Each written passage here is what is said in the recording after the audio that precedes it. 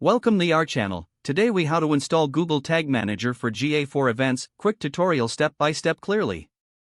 To install Google Tag Manager for GA4 events, start by logging into your Google Tag Manager account. If you don't have an account, create one by following the on-screen instructions.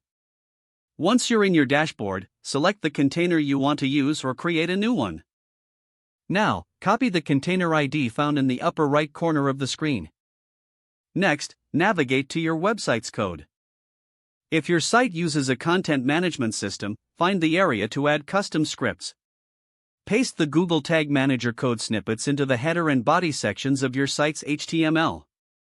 Be sure to save the changes to your website's code. Now, go back to Google Tag Manager and click on Add a new tag. In the tag configuration, choose Google Analytics GA4 event. You'll need to set up your GA4 measurement ID if you haven't done so already. Enter your measurement ID, which you can find in your Google Analytics account. Next, define the event parameters based on the action you want to track. Name your event appropriately, so it's easy to identify later. Set up triggers for your events by selecting the desired trigger type. Common triggers include page views, clicks, or form submissions. Adjust the trigger settings to specify when the event should fire. Save your tag in trigger settings. Finally, remember to publish your container changes in Google Tag Manager. After publishing, test your events using Google Tag Assistant or the GA4. This ensures your events are firing as expected. Congratulations, you have successfully installed Google Tag Manager for GA4 events.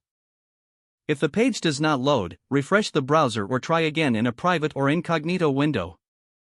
Make sure you are using the correct email address, then retype it carefully to avoid small typos.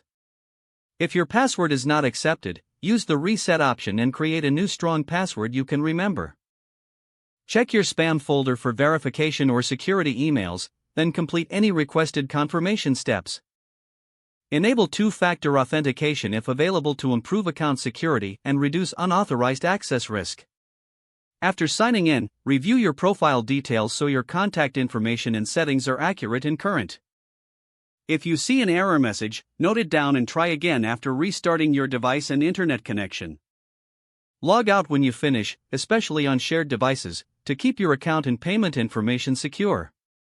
Don't forget to like this video and subscribe to our channel for more step-by-step tech guides.